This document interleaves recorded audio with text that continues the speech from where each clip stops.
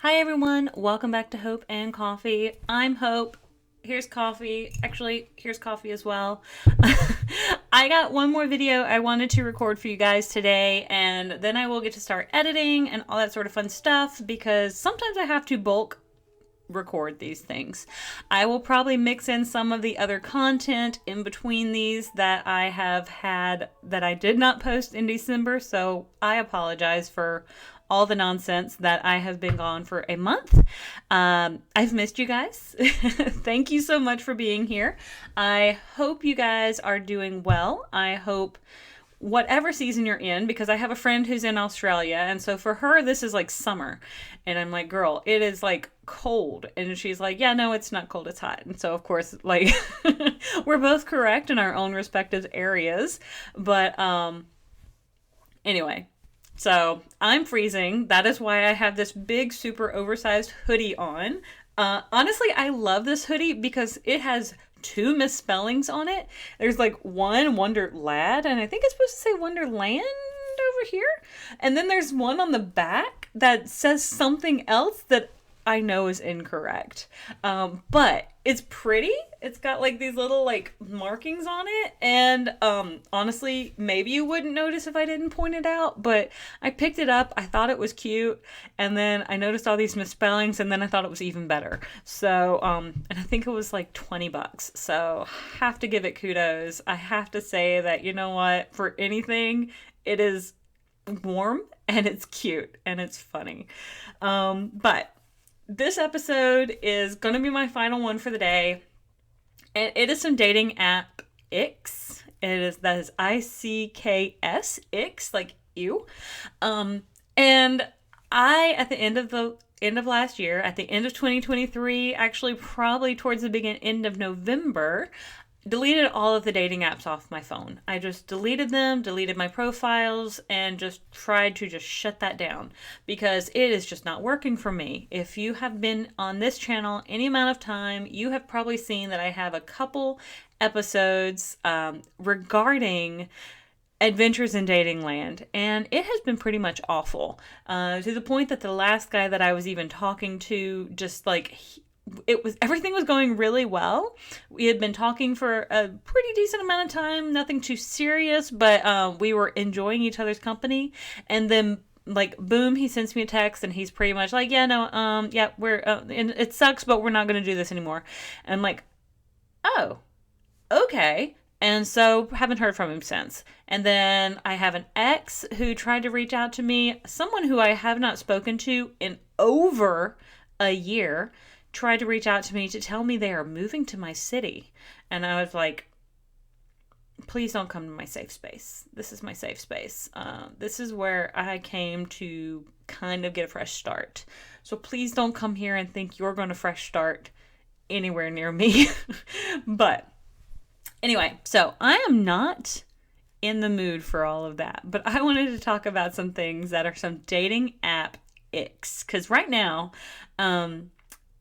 I've jumped off that wagon. I have noticed a lot of other people, the quality individuals just really were not there. If you wanted a time, I'm not even going to say good, that may have also been there as well. But I will not say that it was incredibly enjoyable. I've also been hit up by one of the guys that I was kind of talking to, who kind of flaked back in October, who just kind of randomly started sending me memes again. And I was like, what's all this about? Because like, he just kind of had, like, he didn't ghost, but he did the kind of like fade away. And that was fine. I kind of saw that coming, and I was like, okay, dude, just go do you. And then he started sending me memes again. So that was real weird.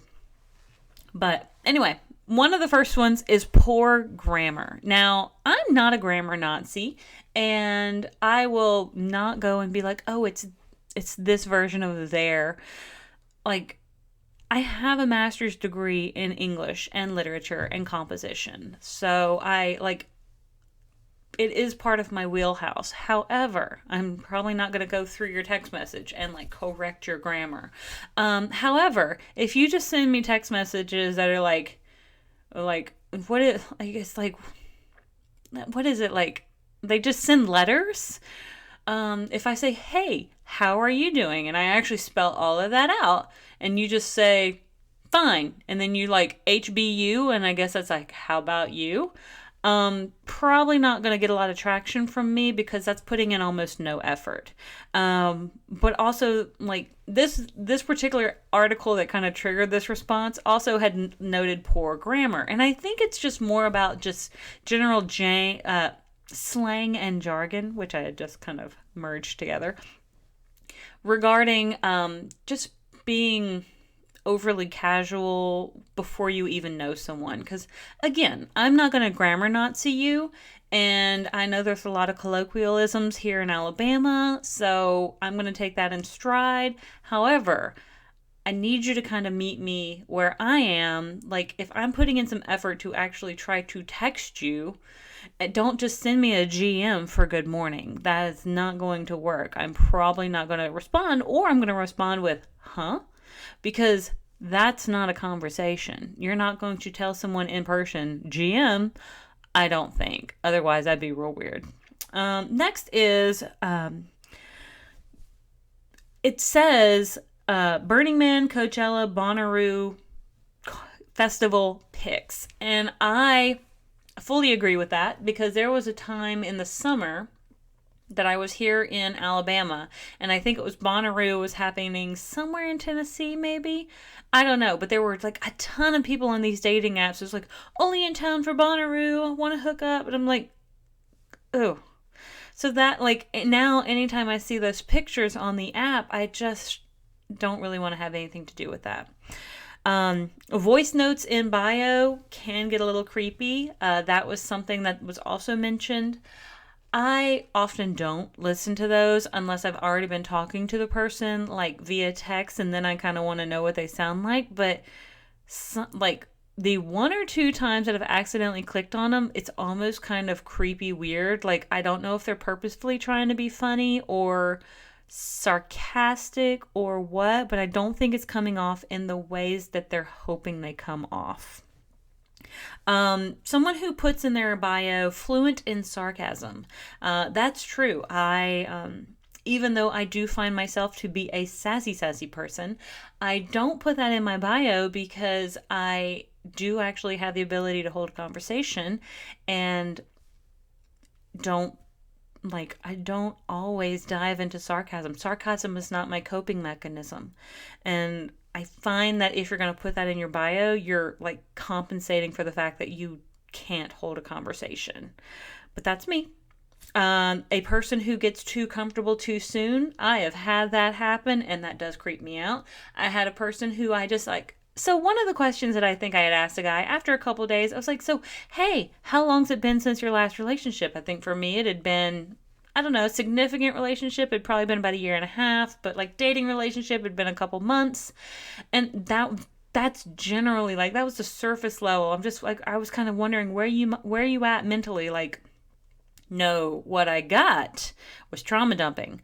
I got paragraph upon paragraph, screen upon screen upon screen of how the girl he had broken up with like a month and a half prior to apparently us having this conversation had stuff. And I was just like, too comfortable too soon.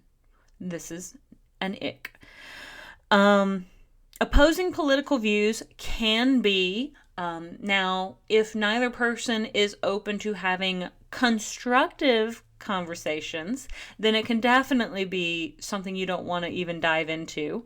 If you can see right off the bat that other person's political views are not going to align with your own, it may not be worth the time to even dive into that pool, unless you're just really looking for something quick and easy. Hate to say it that way, but I guess so. So just kind of assessing that. For me, I'm not a smoker, never been a smoker. I have never picked up any sort of smoking paraphernalia of any kind. And so for me, one of my biggest turnoffs would be a smoker.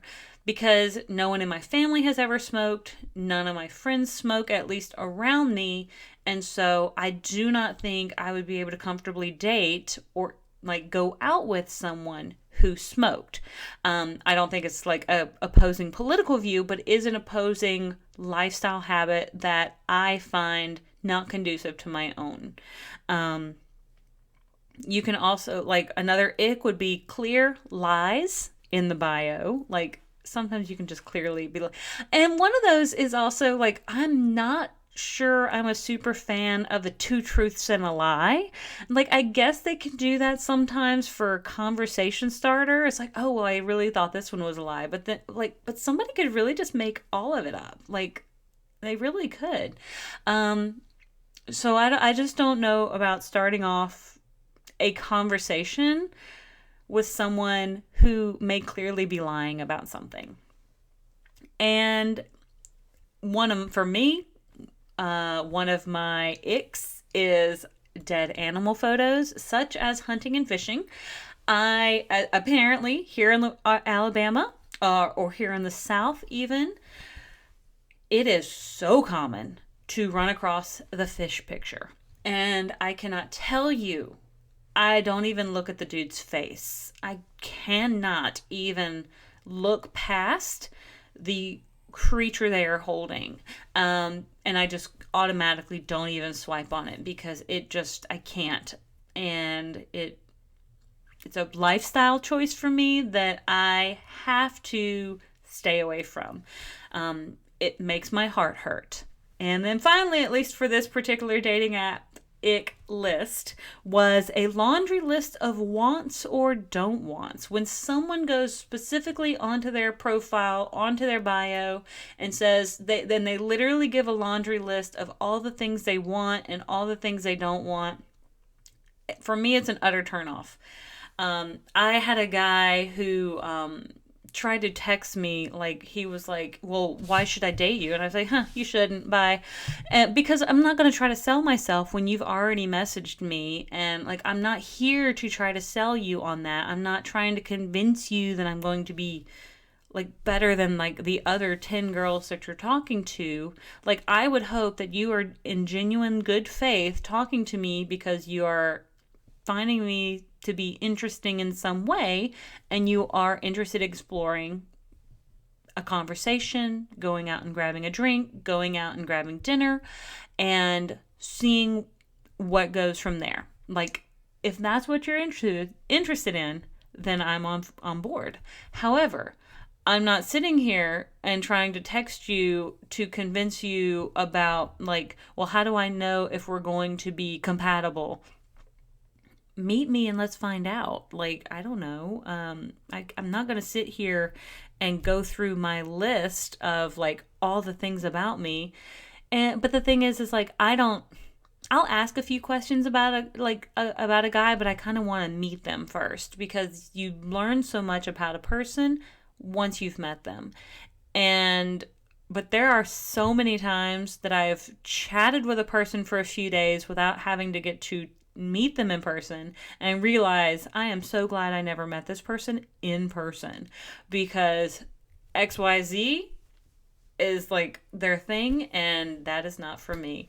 But usually I always have the best of intentions to meet these people, and a lot of times they either come off too strong or aggressive or abrasive or overly confident or overly needy in some sort of capacity. And I just don't have time for that. I just don't. And that's why I'm not carrying any of that into 2024 with me. But if you made it this far, thank you so much. Please leave a comment down below of if you have any dating app icks or dating icks, or even if you're married, like, did you have one prior to? Because I would love to know some of the thoughts of my audience down below. So please leave comments down below. I will definitely be trying to respond to as many people as possible. And I will see you all on the next page. Have a great one.